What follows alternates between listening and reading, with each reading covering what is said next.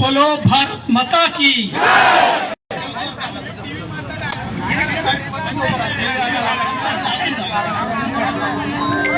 जय जवान जय जवान।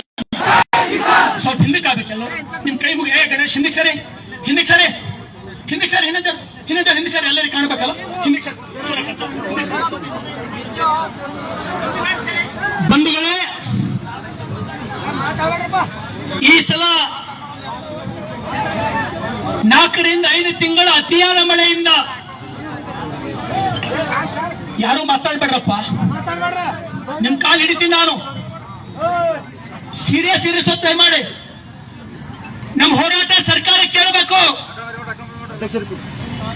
ಸುಮಾರು 4 ತಿಂಗಳಿಂದ 5 ತಿಂಗಳ ತನಕ ಧಾರಾಕಾರ ಮಳೆ ಬಂತು.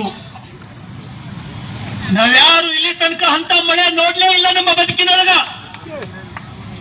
ಪರಿಸ್ಥಿತಿ ಏನಾಯ್ತು? ನಾವೆಲ್ಲ ಬಡ ರೈತರು. ಈಗಾಗಲೇ ಒಂದು ಪೀಳಿಗೆ 1972ದಾಗ ಬರಗಾಲ ಬಿದ್ದು ಬಾಂಬೆ, ಪುನಾ, ಹೈದರಾಬಾದ್, ಬೆಂಗಳೂರು ಸೇರದ. ಒಂದು ಪೀಳಿಗೆ ನಮಗೆ ಪೂರ ಹೋಗ್ಯದ. 1972 ಆದ ಮೂಲಕ ಅದಕ್ಕಿಂತ ಇದು ಭಯಾನಕ ಹಸಿ ಬರಗಾಲ ರೈತ ಬಂಧುಗಳೇ. ಇದು ನಾನು ಯಾಕೆ ಈ ರೀತಿ ನಾವೆಲ್ಲರೂ ತಗೊಂಡು ಅರೆಬೆತ್ತಲೆ ಹೋರಾಟ ಮಾಡಕ್ಕೆ ಕಾರಣ ಏನು? ಸರ್ಕಾರಕ್ಕೆ ಕಣ್ಣಿಲ್ಲ, ಸರ್ಕಾರಕ್ಕೆ ಕಿವಿ ಇಲ್ಲ, ಸರ್ಕಾರಕ್ಕೆ ಹೃದಯ ಇಲ್ಲ. ಸರ್ಕಾರದಲ್ಲಿರ್ತಕ್ಕಂಥ ಮಂತ್ರಿಗಳು ಅವ್ರ್ಯಾರು ಬಹುತೇಕ ಪಾಲು ರೈತರ ಮಕ್ಕಳಲ್ಲ. ಅವರೆಲ್ಲ ಬೆಂಗಳೂರು ಹುಟ್ಟಿ ಬೆಂಗಳೂರು ಕಾನ್ವೆಂಟ್ದೊಳಗೆ ಓದಿ MLA ಆದವರು, ಮಂತ್ರಿ ಆದವರು. ಅವ್ರಿಗೆ ರೈತರ ನೋವು ಗೊತ್ತಾಗ್ತದ? ರೈತರ ನೋವು ಗೊತ್ತಾಗಲ್ಲ. ಮುಖ್ಯಮಂತ್ರಿಗಳೇ, ಉಪಮುಖ್ಯಮಂತ್ರಿಗಳಾದಂತ ಸನ್ಮಾನ್ಯ ಶ್ರೀ DK ಶಿವಕುಮಾರ್ ಅವರೇ, ಚೆಲುವರಾಯ ಸ್ವಾಮಿ ಅವರೇ, ಎಷ್ಟು ಮಳೆ ಬಿದ್ದು ನಮ್ಮ ತೊಗರಿ ಟೊಂಕಿತನ ಮುಳುಗೋದು. ನಮ್ಮ ಸೋಯಾಬೀನ್ ನಾವು ಬದುಕಬೇಕಾಗಿತ್ತು. ನಮ್ಮ ಅನ್ನ ಇತ್ತು ತೊಗರಿ ನೀರೊಳಗೆ ಮುಳುಗಿ ಮತ್ ನಾಟಿಗೆ ಬಂದು ಹೋದು. ನೀವ್ ಯಾರು ಬಿ ಒಬ್ಬರನ್ನು ಬಂದು ಒಂದೇ ಹೊಲದ ಕಾಲಿಟ್ಲಿಲ್ಲ, ಒಂದೇ ಬೆಳೆ ಹೋಗಿ ನೋಡ್ಲಿಲ್ಲ. ಯಾಕಂದ್ರೆ ನಿಮ್ಗೆ ರೈತರ ಬಗ್ಗೆ ಕಿಂಚಿತ್ ಏನು ನಿಮಗ್ ಬ್ಯಾನಿ ಇಲ್ಲ. ನಾನು ನಿಮಗೆ ವಿನಂತಿಯನ್ನ ಮಾಡ್ತೇನೆ, ನಿಮಗೆಲ್ಲರಿಗೂ ಗೊತ್ತಿರಲಿ, ಇವತ್ತೆಷ್ಟೋ ಜನ ನಾನೇನು ಕಾಂಗ್ರೆಸ್ಸಿನೊಳಗ ಎಲ್ಲ ಮಂತ್ರಿಗಳು ಖರಾಬರ ಅಂತ ಹೇಳ್ತಾ ಇಲ್ಲ. ನಾನು ಅಲ್ಲಿನೂ ಕೂಡ ಕೆಲವು ಮಂತ್ರಿಗಳರ, ಬಹುತೇಕ ಮಂತ್ರಿಗಳು ಗೊತ್ತಿರಲಿ ನಿಮ್ಗ. ಮುಖ್ಯಮಂತ್ರಿಗಳೇ, ಉತ್ತರ ಕರ್ನಾಟಕದೊಳಗ, ಕಲ್ಯಾಣ ಕರ್ನಾಟಕದೊಳಗ, ಬೀದರ್, ಕಲಬುರಗಿ, ಯಾದಗಿರಿ ಜಿಲ್ಲೆದೊಳಗ ರೈತರು ಬಡತನಕ್ಕಾಗಿ ಬರಗಾಲ, ಪ್ರತಿ ವರ್ಷ ಬರಗಾಲ. ಮಳಿ ಕಮ್ಮಾಗರೆ ಬೆಳೆ ಹೋಗ್ಬೇಕು, ಮಳಿ ಹೆಚ್ಚಾಗರೆ ಬೆಳೆ ಹೋಗ್ಬೇಕು. ಬೆಳೆದ್ರ ರೈತರಿಗೆ ಬೆಳೆ ಒಳ್ಳೆ ರೇಟ್ ಸಿಗಲ್ಲ. ಎಷ್ಟೋ ಜನ ನಮ್ಮ ರೈತರು ಟಮಾಟ ಬೆಳಿಬೇಕು, ಒಯ್ದು ಅಡ್ತಿದಾಗೆ ಬಿಟ್ಟು ಓಡಿ ಬರಬೇಕು. ಉಳ್ಳಾಗಡ್ಡಿ ಬೆಳಿಬೇಕು, ಅಡ್ತಿದಾಗೆ ಬಿಟ್ಟು ವಾಪಸ್ ಬರಬೇಕು. ಇಂಥವೆಲ್ಲ ಅವ್ರಿಗೆ ಮಾಹಿತಿ ಇಲ್ಲ. ನಾನು ಹೇಳ್ತೀನಿ, ಮುಖ್ಯಮಂತ್ರಿಗಳೇ, ತಾವು ಕೇಳ್ರಿ ಮಾಧ್ಯಮದ ಮುಖಾಂತರ. ನಮ್ ಕಡೆ ಯಾವ ರೀತಿ ಬರಗಾಲ ಅದ ಅಂದ್ರ, ಎಷ್ಟೋ ಜನ ಚಿಂಚೋಳಿದೊಳಗ ಬಡ ರೈತರು ತುತ್ತು ಅನ್ನಕ್ಕಾಗಿ, ಹೊಟ್ಟೆ ತುಂಬಿಸೋ ಸಲ್ಲಕ್ಕಾಗಿ ತಮ್ಮ ಹೊಟ್ಟಿಲ್ ಹುಟ್ಟಿದ ಮಕ್ಕಳಿಗೆ, ಕೂಸುಗಳಿಗೆ ಬೇರೆಯವ್ರಿಗೆ ಮಾರಾಟ ಮಾಡಿದ್ದು ನಿಮ್ ಕಿವಿಗೆ ಬಿದ್ದಿಲ್ಲ ಅಂತ ಕಾಣ್ತದೆ ನಮಗ್. ಇದು ನಮ್ಮ ಬಡತನ. ಇವತ್ತೆಷ್ಟೋ ಜನ ನಿಮ್ಗೆ ಗೊತ್ತಿರ್ಲಿ, ಇನ್ನೊಂದು ಭಯಾನಕ ಸತ್ಯ ಮುಖ್ಯಮಂತ್ರಿಗಳೇ ನಿಮ್ಗೆ ಹೇಳ್ತೀನಿ, ಬಡತನಕ್ಕಾಗಿ ಎಷ್ಟೋ ಜನ ನಮ್ಮ ಹೆಣ್ಮಕ್ಳು ವೈಶ್ಯಾವಾಟಿಗೆ ಇಳಿತಕ್ಕಂಥದ್ದು ನಿಮ್ಗೆ ಸಾಕ್ಷಿ ಸಮೇತ ತೋರಿಸ್ತೀನಿ. ಅಂದ್ರೆ ಬಿ ನೀವೆಲ್ಲರೂ ಅಲ್ಲಿ ಕಣ್ಣು ಮುಚ್ಚಿ ಬೆಚ್ಚಗೆ ಬೆಂಗಳೂರದಾಗ ನೀವೆಲ್ಲರೂ ಕುಂತೀರಿ.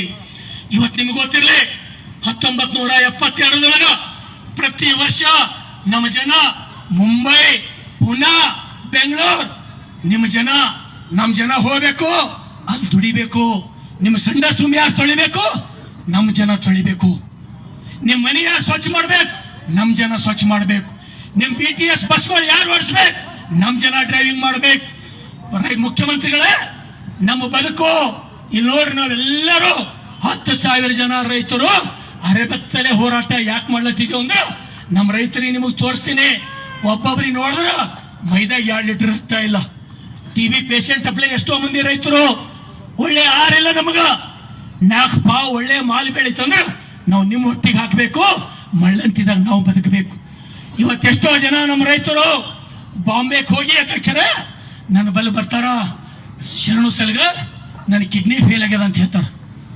ನಾ ಕೇಳ್ತೀನಿ, ಯಾಕೆ ಕಿಡ್ನಿ ಫೇಲ್ ಆಯ್ತು?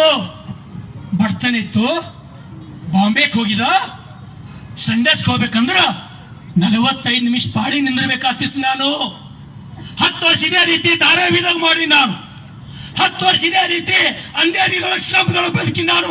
ಅದಕ್ಕಾಗಿ ನನಗೆ ಕಿಡ್ನಿ ಹೋಗ್ಯದ ಅಂತ ಹೇಳಿ ನನ್ನ ಬಲ್ಲಿ ಹೇಳ್ತಾರ. ನಿಂಬಲ್ಲಿ ಯಾರೇ ಅಂತ ನಿಮ್ಮ ಮಂತ್ರಿಗಳ ಬಲ್ಲಿ ಅಂತ ಪೇಷಂಟ್ ಬರ್ತಾರಪ್ಪ ನಿಂಬಲ್ಲಿ? ನಿಮ್ಮ ಮಂತ್ರಿಗಳು ನಾವೇ ಫೋನ್ ಮಾಡಿದ್ರೆ ಫೋನ್ ತೆಗೆಯಲ್ಲ. ನಿಮ್ಮ ಬಡತನದವರು ಇಲ್ಲ, ರೈತರ ಪರಿಸ್ಥಿತಿ ನಿಮಗೆ ಗೊತ್ತಿಲ್ಲ, ರೈತರ ಬದುಕಿ ಏನಾಗಿದೆ ನಿಮಗೆ ಗೊತ್ತಿಲ್ಲ. 8,000 ಕೊಡ್ತೀರಿ, ನಿಮಗೆ ಗೊತ್ತಿರಲಿ ಮುಖ್ಯಮಂತ್ರಿಗಳೇ. 1 ಎಕರ್ ಸೋಯಾಬೀನ್ ಬಿತ್ತಿ ರಾಶಿ ಮಾಡ್ಲಕ್ 15,000 ಖರ್ಚು ಬರ್ತದೆ. 1 ಎಕರ್ಕ ಟ್ರ್ಯಾಕ್ಟರ್ ಹೊಡಿಸ್ಬೇಕು. ಇವತ್ತು ರೈತರು ಹೊಟ್ಟೆ ತುಂಬುವ ಸಲುವಾಗಿ ದನ ಕರುಗಳು ಕಟ್ಗರಿಗೆ ಮಾಡ್ಲತ್ತಾರ. ಇದಕ್ಕೆ ನೀವು ಹೊಡೆಯಲ್ಲ ಮುಖ್ಯಮಂತ್ರಿಗಳೇ, ಇದಕ್ಕೆ ನೀವು ಪರಿಹಾರ ಕೊಡ್ಬೇಕಲ್ಲ. ಎತ್ತುಗಳಿಲ್ಲ, ಆಕಳಿಲ್ಲ, ಮುಂದಿನ ಪೀಳಿಗೆಗೆ ಬದುಕಬೇಕು. ಹಂಗ ನಮ್ಮಲ್ಲಿ ಡೈರೆಕ್ಟ್ ಸಿಗ್ತದೆ ಅಂತ ಹೇಳ್ಬೇಕಾದ. ಇವತ್ತು ಒಕ್ಕಲ್ತನ ಮಾಡಕ ಯಾರ ಬಲಿ ಬಿ ಎತ್ತುಗಳಿಲ್ಲ, ಗಳೆ ಇಲ್ಲ. ಈಗ ಒಯ್ದು ಟ್ರ್ಯಾಕ್ಟರ್ ಹಚ್ಚಬೇಕು, ಗಳೆ ಹೊಡಿಸ್ಬೇಕಂದ್ರೆ 1600 ರೂಪಾಯಿ ಬೇಕು 1 ಎಕರೆಗೆ. ರೂಟ್ ಹಚ್ಚಬೇಕಂದ್ರೆ 600 ರೂಪಾಯಿ ಬೇಕು, 1200 ರೂಪಾಯಿ ಬೇಕು. ಎಲ್ಲ ತೆಗೆದ್ರ 1 ಎಕರೆ ಖರ್ಚು 15,000. ಹೆಂಗ ಬದಬೇಕು ರೈತರು? ಒಬ್ಬರಿಗೂ ನಿಮಗೆ ಕಾಸಿಲ್ಲ. ಉತ್ತರ ಕರ್ನಾಟಕದ ರೈತರು, ಬೀದರ್, ಕಲಬುರಗಿ, ಯಾದಗಿರಿ ಜಿಲ್ಲೆ ರೈತರು ಏನ್ ಪರಿಸ್ಥಿತಿ ನಡೆದ ಅಂತ ಹೇಳಿ ಇವತ್ತು ನಾನು ಅರೆಬತ್ತಲೆ ಹೋರಾಟ ಮಾಡಿ ನನ್ನ ಮೈ ತುಂಬಾ ತರಿ ಬರಂಗ ನಾನು ಹೊಡ್ಸೋಣಿನಿ. ನನಗೇನು ಪರವಾಗಿಲ್ಲ. ಇಂಥ ನೋವು ಪ್ರತಿಯೊಬ್ಬ ರೈತರಿಗೆ ಇಲ್ಲಿ ಅನೇಕ जन मला माहित आहे. सर्वेन बहुत लोकांना कन्नड तुम्हाला माहित होत नाही, कन्नड कळत नाही तुम्हाला. तरी पण मी मला माहित आहे तुम्ही किती अवघड मध्ये आहे, तुम्हाला किती संकष्ट आहे मला माहित आहे. शेतकरी बांधवांनो, काही चिंता करू नका. मुख्यमंत्री तुमचा परिहार करू दे न करू दे, तुमचा मुलगा, तुमचा सेवक शरणू.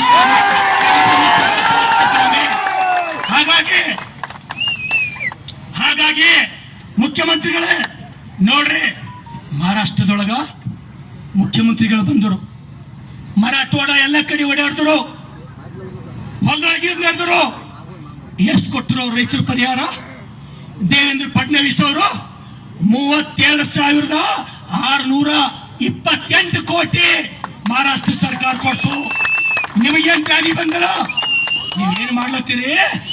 ಶರಿ ಕಳಿಸ್ಲತ್ತೀರಿ ನಮ್ ಕಡೆ ಎಲ್ಲ. ಶರಿ ಕೂಡ ರೈತರು ಸಾಯ್ಬೇಕು. ನಾನು ಕೇಳ್ದ ನಮ್ಮ ಎಕ್ಸೈಸ್ ಅಧಿಕಾರಿಗಳಿಗೆ, ಶರಿ ಮಾರ್ಬೇಡ್ರು ಮಾರಾಯ, ನಮ್ಮ ಅಮಾಯಕ ರೈತರು ಕೂಡ ಸಾಯ್ಲತ್ತಾರ ಅಂದ್ರೆ ಎಕ್ಸೈಸ್ ದವ್ರು ಏನ್ ಹೇಳಿದ್ರು ಗೊತ್ತಾ? ಸರ್, ನಮಗ್ ಕುಂಡಿ ಮೇಲೆ ಹೊಟ್ಟಿಲತ್ತಾರ, ಟಾರ್ಗೆಟ್ ಕೊಡ್ಲತ್ತಾರ, ಈಸ್ ಮಾರೇಬೇಕು ಸರಿ ಅಂತ ಹೇಳಿ. ಮುಖ್ಯಮಂತ್ರಿಗಳೇ, ನಮ್ಮಲ್ಲಿಂದ ಹಾಲು ತಗೊಂಡು ನಾವು ನಿಮ್ಗೆ ಹಾಲು ಕೊಡ್ಲತ್ತೀವಿ, ನೀವು ನಮಗೆ ಶರೀರ ರೂಪದೊಳಗೆ ವಿಷ ಕೊಡ್ಲತ್ತೀರಿ. ನಾಚಿಕೆ ಆಗ್ಬೇಕು ಈ ಸರ್ಕಾರಕ್ಕೆ, ನಾಚಿಕೆ ಆಗ್ಬೇಕು. ಹಾಗಾಗಿ ಸಮಸ್ತ ರೈತ ಬಾಂಧವರಿಗೆ ದಯಮಾಡಿ ಈ ಸರ್ಕಾರದಿಂದ ಅದು ಎಷ್ಟೇ ಕಷ್ಟ ಆಗಲಿ, ನಮಗೆ ಎಷ್ಟೇ ಹಾನಿಯಾಗಲಿ, ಇವತ್ತು ಮುಖ್ಯಮಂತ್ರಿಗಳೇ ನೀವು ಒಂದು ವೇಳೆ ನಮ್ಮ ಪ್ರತಿಭಟನೆ ನೋಡಿ ನಮ್ಮ ರೈತರಿಗೆ ಒಂದು ವೇಳೆ ನ್ಯಾಯ ಕೊಟ್ಟಿಲ್ಲ ಅಂದ್ರ ನಿಮ್ಗೆ ಗೊತ್ತಿರಲಿ, ಈಗಾಗಲೇ ನಿಮ್ಮ ಸರ್ಕಾರದ ಅನೇಕ ಹಿರಿಯರು ನಿಮಗೆ ತಿರುಗಿ ಬಿದ್ದಾರೆ. ಬಸವರಾಜ ರೆಡ್ಡಿ ಅವ್ರು ಏನ್ ಹೇಳ್ತಾರೆ ಗೊತ್ತಾ? ಮುಖ್ಯಮಂತ್ರಿಗಳ ಆರ್ಥಿಕ ಸಲಹೆಗಾರರು ಜನ ಕೇಳ್ತಾರೆ ಅವರಿಗೆ, ನಮ್ಮ ಊರಿಗೆ ರೋಡ್ ಇಲ್ಲ, ನಿಮಗೆ ರೋಡ್ ಬೇಕೋ ಏನ್ ಗ್ಯಾರಂಟಿ ಬೇಕು? ಒಂದ್ ಹೇಳ್ರಿ. ಹೇಳತ್ತಾರ ಅವರು, ಈ ದೇಶದೊಳಗ ಅತ್ಯಂತ ಭ್ರಷ್ಟ ಸರ್ಕಾರ ಯಾವ್ದದ ಅಂದ್ರ ಅದು ಕಾಂಗ್ರೆಸ್ ಅಂತ ಹೇಳಿ ಬಸವರಾಜ ರೆಡ್ಡಿ ಹೇಳ್ತಾರೆ. BR ಪಾಟೀಲ್ ಅವ್ರು ನಿಮಗೆ ತಿರುಗಿ ಬಿದ್ದಾರ. ಹೋಮ್ ಮಿನಿಸ್ಟರ್ ಪರಮೇಶ್ವರ್ ಅವ್ರು ಹೇಳಾರ, ಮುಖ್ಯಮಂತ್ರಿ ಖಾಲಿಯಾರ ಏನು ಇಲ್ಲ ಅಂತ ಹೇಳಿ. ಪರಿಸ್ಥಿತಿ ಎಲ್ಲಿಗೆ ಬಂದದಂದ್ರ, ನಮ್ಮ ಜನರು, ನಮ್ಮ ರೈತರ ಮಕ್ಕಳು ಹಾಸ್ಟೆಲ್ದೊಳಗೆ ಅಡ್ಮಿಷನ್ ಮಾಡ್ಬೇಕಂದ್ರ ಎಲ್ಲರೂ ಲಕ್ಷ ಕೊಟ್ಟು ಕೇಳ್ರಿ. ಕಾಂಗ್ರೆಸ್ ಸರ್ಕಾರದ ಪರಿಸ್ಥಿತಿ ಎಲ್ಲಿಗೆ ಬಂದದ? ನಾ ಮೊನ್ನೊಂದು ಹಾಸ್ಟೆಲ್ ಅಡ್ಮಿಷನ್ ಮಾಡ್ಲಕ್ ಹೋಗಿದ್ದೆ. ನಾನು KR ಸರ್ಕಲ್ ಒಳಗ ಹಾಸ್ಟೆಲ್ಗೆ ಅಡ್ಮಿಷನ್ ಮಾಡ್ಲಕ್ ನಾನೇ ಹೋಗಿದ್ದ. ಆ ಹಾಸ್ಟೆಲ್ ಸೂಪರಿಂಟೆಂಡೆಂಟ್ ಏನಂತಾನೆ, ಬಂಧುಗಳೇ, ಶರಣು ಸಲಗರ್ ನಿನಕಿನ ಮೊದಲೇ ವೇಟಿಂಗ್ ಲಿಸ್ಟ್ ದಾಗ ಹಾಸ್ಟೆಲ್ ಅಡ್ಮಿಷನ್ ಸಲ್ಲಕ ಅವ್ರ ಲೆಟರ್ ತೋರಿಸ್ತಾನ. ಮಧು ಬಂಗಾರಪ್ಪ ಒಂದು ಹಾಸ್ಟೆಲ್ ಸೀಟ್ ಸಲ್ಲಕ್, ಈಶ್ವರ್ ಖಂಡ್ರೆ, ಅಲ್ಲಂ ಪ್ರಭು ಪಾಟೀಲ್, ಬೆಂಗಳೂರು ವಿಧಾನಸೌಧ DCP, ಇವರೆಲ್ಲ ಒಂದೊಂದು ಪಾಡುಗಳು ಹಾಸ್ಟೆಲ್ ಕೂಡ ಶಕ್ತಿ ಉಳಿದಿಲ್ಲ ಈ ಎಲ್ಲ ಸಚಿವರಿಗೆ. ನಿಮಗೆ ಗೊತ್ತಿರಲಿ, ದಯಮಾಡಿ ಇವತ್ತು ಅಥವಾ ನಾಳೆಗೆ ನಾನೆಲ್ಲರಿಗೆ ಬಸವ ಕಲ್ಯಾಣದ ನೆಲದಿಂದ ಭಾರತೀಯ ಜನತಾ ಪಾರ್ಟಿಯಿಂದ ಸರ್ಕಾರಕ್ಕೆ ನಾನು ಎಚ್ಚರಿಕೆ ಕೊಡ್ತೇನೆ. ನೀವು ಆದಷ್ಟು ಶೀಘ್ರದಲ್ಲಿ ತಾವು ಮಹಾರಾಷ್ಟ್ರ ಮಾದರಿಯೊಳಗ ನಮಗೆ ಪರಿಹಾರ ಕೊಡ್ಲೇಬೇಕು. ನಮ್ಮ ರೈತರ ಸಾಲ ಮನ್ನಾ ಮಾಡಬೇಕು. ನಮ್ಮ ರೈತರ ಸಾಲ. 2 ನಿಮಿಷಪ್ಪ. ನಾನು ಮುಖ್ಯಮಂತ್ರಿಗಳೇ, ನೀವೆಲ್ಲ ಕಡೆ ಹೇಳ್ತೀರಿ ನಾನು ರೈತನ ಮಗ, ನಾನು ಬಡತನದೊಳಗೆ ಬಂದೇನೆ, ನನಗಂತ ಬಡತನದ.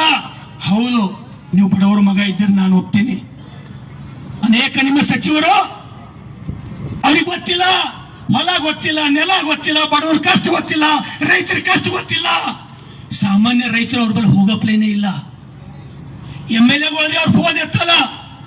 ಬೆಂಗಳೂರಿನೊಳಗೆ ಕಾನ್ವೆಂಟ್ದೊಳಗೆ ಓದಿ ಶಾಸಕರಾದವರು ಈ ರೈತರಿಗೆ ಬಾಯ್ದೊಳಗ ನೀರು ಹಾಕಬಹುದು, ಅವರು ಅದು ಸಾಧ್ಯ ಇಲ್ಲ.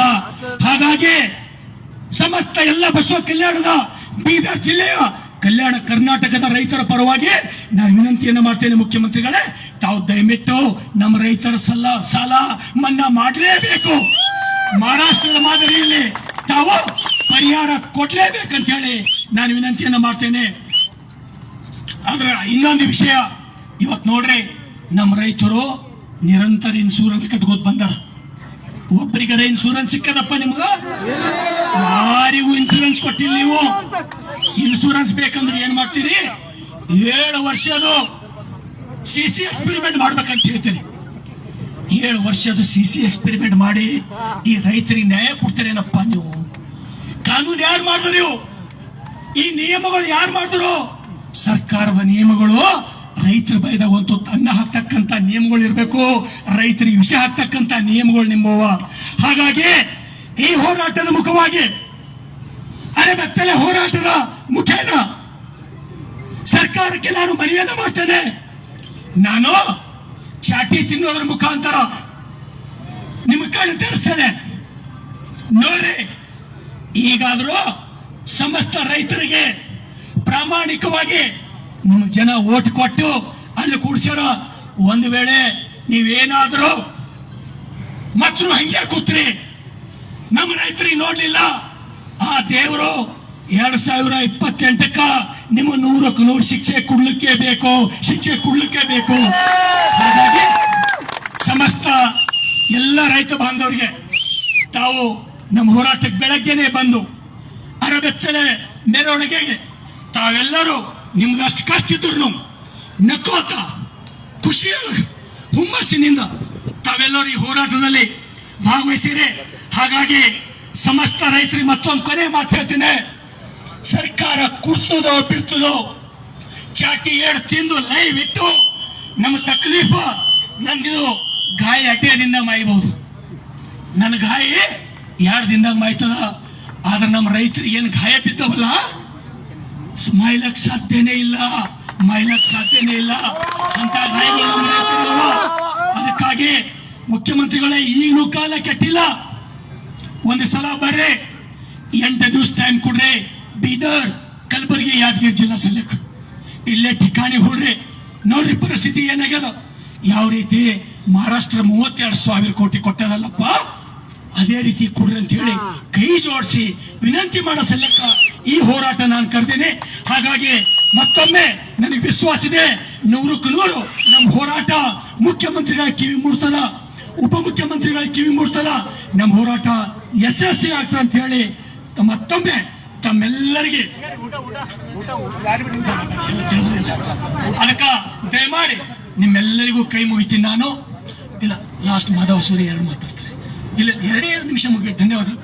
ಎಲ್ಲರೂ ದಯಮಾಡಿ ಬೆಳಗ್ಗೆ ಯಾರು ಊಟ ಮಾಡ್ಲಾರ್ದೆ ಬಂದಿರಿ, ದಯಮಾಡಿ ಅಕ್ಕ ಮಾದೇವಿ ದಂಡಿಗೆ ನಾವು ತಹಸೀಲ್ದಾರಿಗೆ ಮನವಿ ಸಲ್ಲಿಸ್ತೀವಿ. ಮನವಿ ಸಲ್ಲಿಸೋದಕ್ಕಿಂತ 2 ನಿಮಿಷ ಮಾಧವ ಹಸೂರಿ ಅವರು ಮಾತಾಡ್ತಾರ, ನಾ ಮನವಿ ಕೊಡ್ತೇನೆ. ಮರಾಠಿ